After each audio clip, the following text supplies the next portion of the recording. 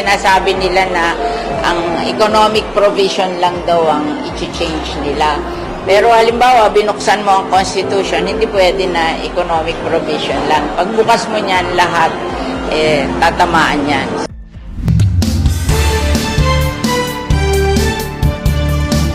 Ang Senado, hindi kami sa charter change kasi hindi naman gusto yan ng ating general public.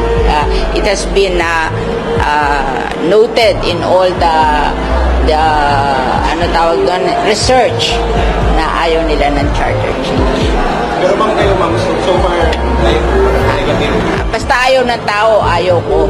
Ang masusunod yung ating mga kababayan, kung ano gusto nilang mangyari sa ating bayan. Sinasabi nila na ang economic provision lang daw ang i-change nila.